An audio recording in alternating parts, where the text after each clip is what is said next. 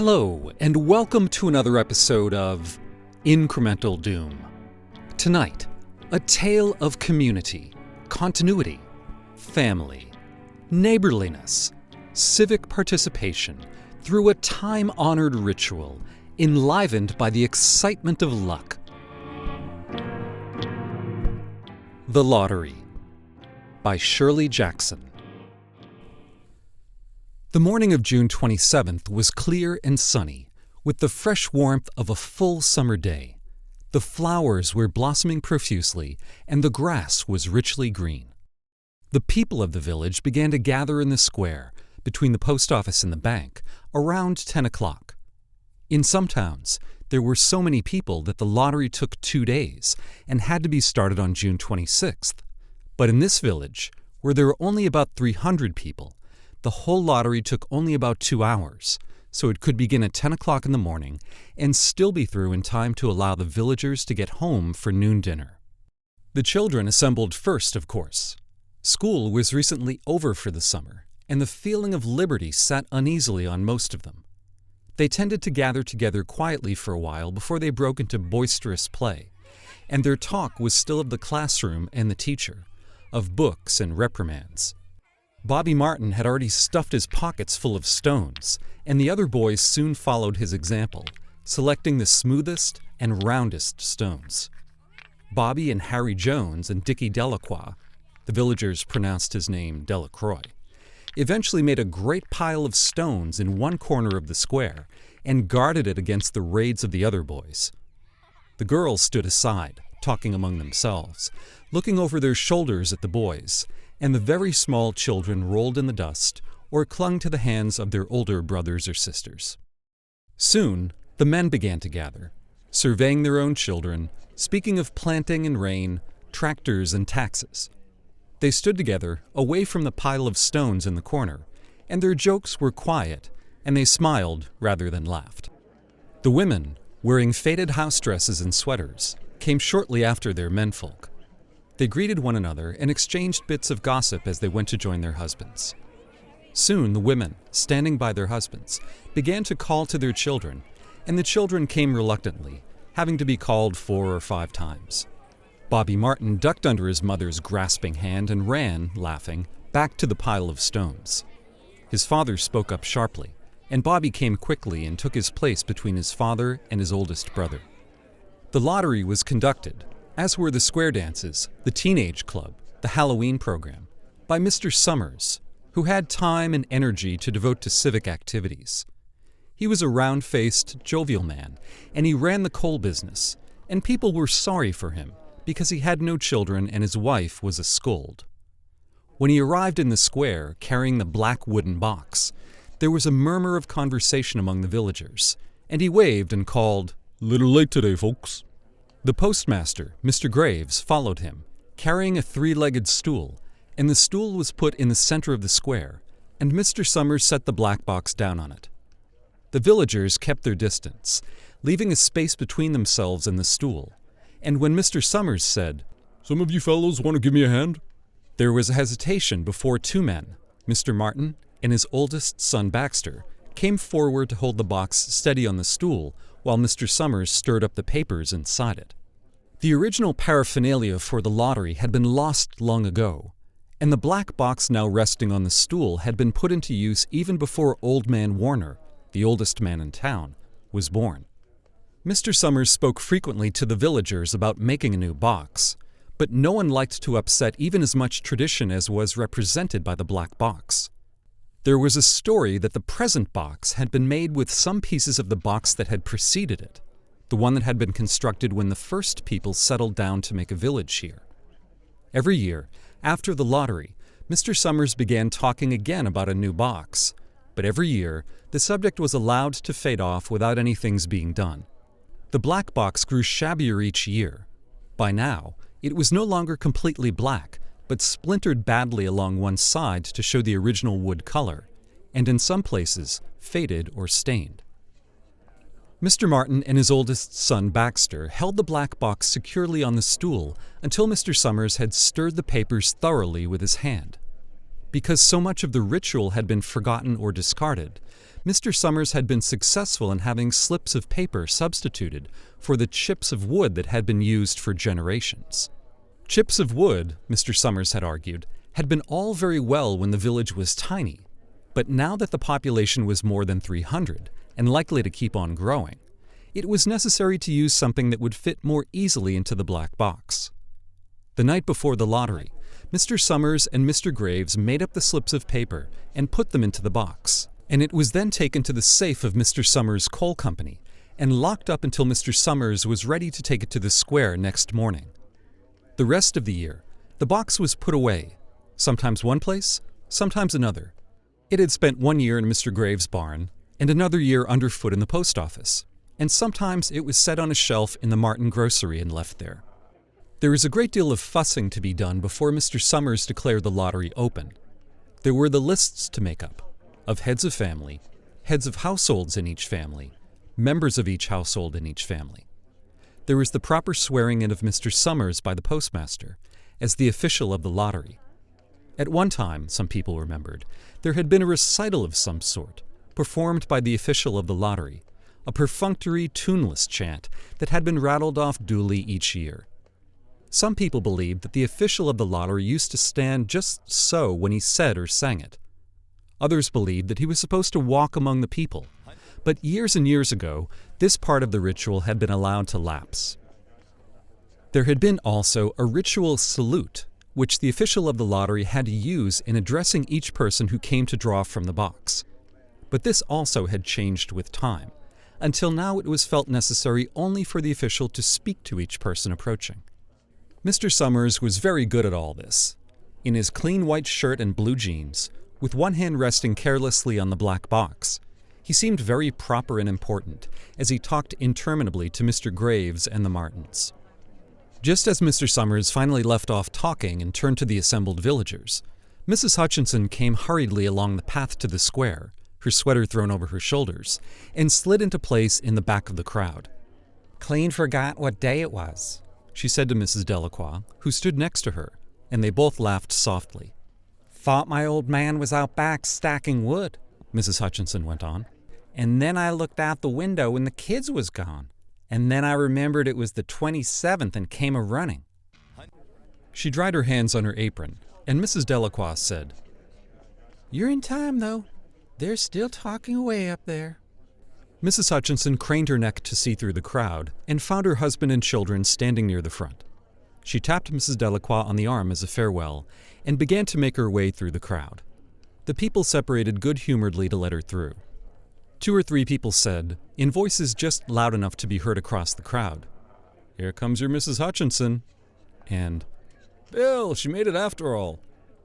Mrs. Hutchinson reached her husband, and Mr. Summers, who had been waiting, said cheerfully, "Thought we were going to have to get on without you, Tessie." Mrs. Hutchinson said, grinning, "Wouldn't have me leave my dishes in the sink now, would you, Joe?"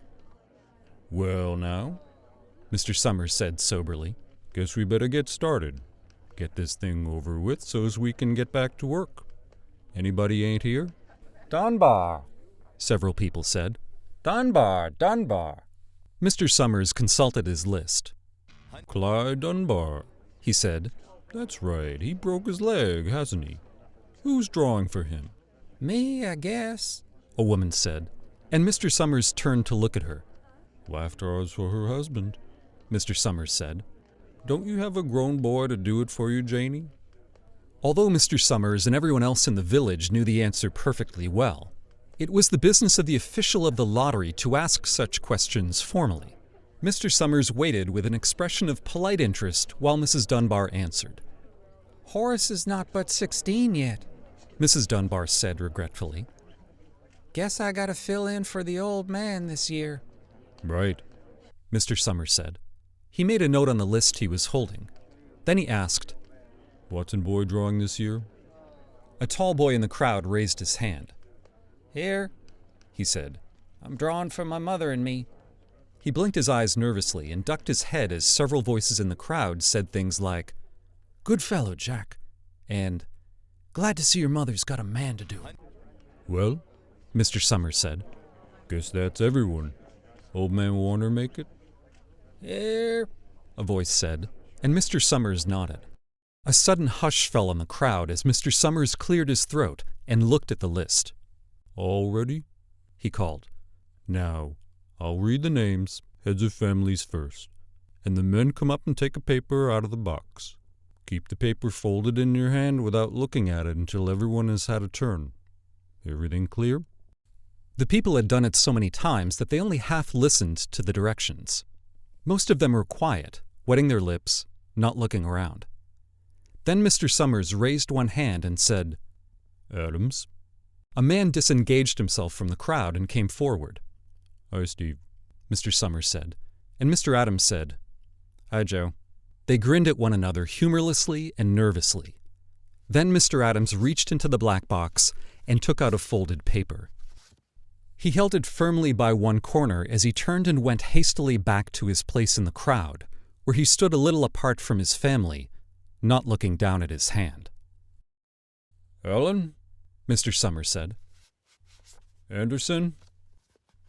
Bentham?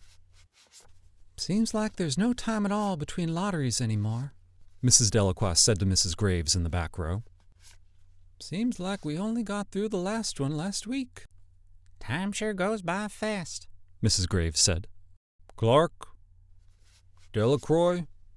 There goes my old man, Mrs. Delacroix said. She held her breath while her husband went forward. Dunbar? Mr. Summers said.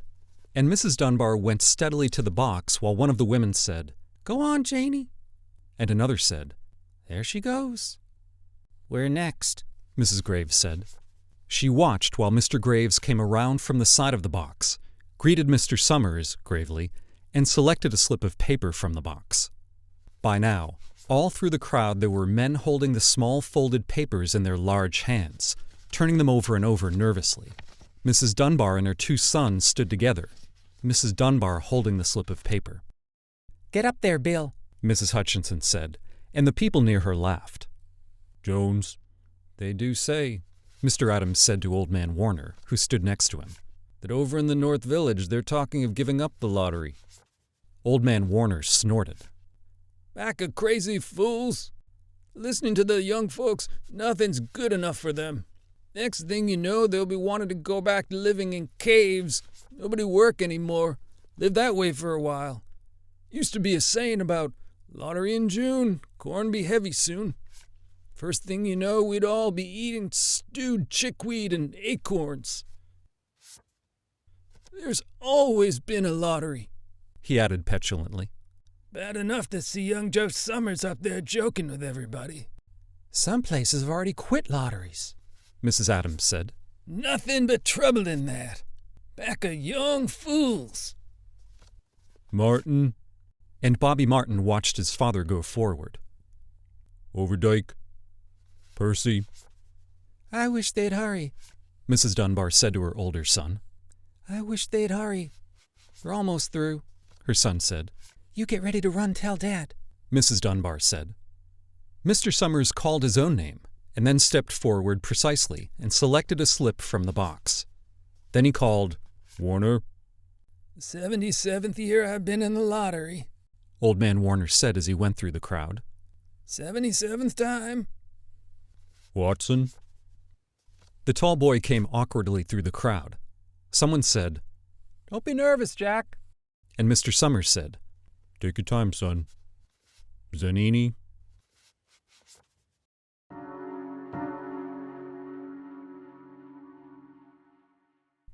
After that there was a long pause, a breathless pause, until Mr. Summers, holding his slip of paper in the air, said, All right, fellas. For a minute, no one moved, and then all the slips of paper were opened. Suddenly, all the women began to speak at once, saying, Who is it? Who's got it? Is it the Dunbars? Is it the Watsons? Then the voices began to say, It's Hutchinson. It's Bill. Bill Hutchinson's got it. Go tell your father, Mrs. Dunbar said to her older son. People began to look around to see the Hutchinsons. Bill Hutchinson was standing quiet, staring down at the paper in his hand. Suddenly, Tessie Hutchinson shouted to Mr. Summers, You didn't give him time enough to take any paper he wanted. I saw you. It wasn't fair. Be a good sport, Tessie, Mrs. Delacroix called, and Mrs. Graves said, all of us took the same chance. Shut up, Tessie, Bill Hutchinson said. Well, everyone, Mr. Summers said, that was done pretty fast, and now we've got to be hurrying a little more to get done in time. He consulted his next list. Bill, you draw for the Hutchinson family. You got any other households in the Hutchinsons? There's Don and Eva. Make them take their chance. Daughters draw with their husband's family, Tessie. You know that as well as anyone else. It wasn't fair. I guess not, Joe, Bill Hutchinson said regretfully. My daughter draws with her husband's family. That's only fair. And I've got no other family except the kids. Then as far as the drawing for families is concerned, it's you. And as far as the drawing for households is concerned, that's you too, right? Right. How many kids, Bill? 3. There's Bill Jr. and Nancy and little Dave and Tessie and me. All right then. Harry, you got their tickets back? Mr. Graves nodded and held up the slips of paper. Put them in the box then. Take Bill's and put it in. I think we ought to start over, Mrs. Hutchinson said, as quietly as she could. I tell you it wasn't fair. You didn't give him enough time to choose. Everybody saw that. Mr. Graves had selected the 5 slips and put them in the box, and he dropped all the papers but those onto the ground, where the breeze caught them and lifted them off. Listen, everybody, Mrs. Hutchinson was saying to the people around her. Ready, Bill? Mr. Summers asked, and Bill Hutchinson, with one quick glance around at his wife and children, nodded. Remember, take the slips and keep them folded until each person has taken one. Harry, you help little Dave. Mr. Graves took the hand of the little boy, who came willingly with him up to the box. Take a paper out of the box, Davy, Mr. Summers said. Davy put his hand into the box and laughed. Take just one paper, Mr. Summers said. Harry, you hold it for him. Mr. Graves took the child's hand and removed the folded paper from the tight fist and held it while little Dave stood next to him and looked up at him wonderingly. Nancy next, Mr. Summers said. Nancy was 12, and her school friends breathed heavily as she went forward, switching her skirt, and took a slip daintily from the box. Bill Jr.? Billy, his face red and his feet overlarge, nearly knocked the box over as he got a paper out. Tessie? She hesitated for a minute, looking around defiantly, and then set her lips and went up to the box. She snatched a paper out and held it behind her. Bill, Mr. Summers said, and Bill Hutchinson reached into the box and felt around, bringing his hand out at last with the slip of paper in it. The crowd was quiet. A girl whispered, "I hope it's not Nancy," and the sound of the whisper reached the edges of the crowd. It's not the way it used to be, Old Man Warner said clearly. People ain't the way they used to be. All right, Mr. Summers said. Open the papers. Harry, you open little Dave's. Mr. Graves opened the slip of paper, and there was a general sigh through the crowd as he held it up, and everyone could see that it was blank. Nancy and Bill Jr. opened theirs at the same time, and both beamed and laughed, turning around to the crowd and holding their slips of paper above their heads. Tessie, Mr. Summers said. There was a pause, and then Mr. Summers looked at Bill Hutchinson, and Bill unfolded his paper and showed it. It was blank. It's Tessie, Mr. Summers said, and his voice was hushed. Show us her paper, Bill. Bill Hutchinson went over to his wife and forced the slip of paper out of her hand. It had a black spot on it, the black spot Mr. Summers had made the night before with the heavy pencil in the coal company office. Bill Hutchinson held it up, and there was a stir in the crowd. All right, folks. Let's finish quickly. Although the villagers had forgotten the ritual and lost the original black box, they still remembered to use stones. The pile of stones the boys had made earlier was ready. There were stones on the ground with the blowing scraps of paper that had come out of the box. Mrs. Delacroix selected a stone so large she had to pick it up with both hands and turned to Mrs. Dunbar. Come on, she said. hurry up. Mrs. Dunbar had small stones in both hands, and she said, gasping for breath, I can't run it all. You'll have to go ahead and I'll catch up with you. The children had stones already, and someone gave little Davy Hutchinson a few pebbles. Tessie Hutchinson was in the center of a cleared space by now, and she held her hands out desperately as the villagers moved in on her. It isn't fair, she said. A stone hit her on the side of the head. Old Man Warner was saying, Come on, everyone. Steve Adams was in the front of the crowd of villagers, with Mrs. Graves behind him. It isn't fair. It isn't right. Mrs. Hutchinson screamed, and then they were upon her.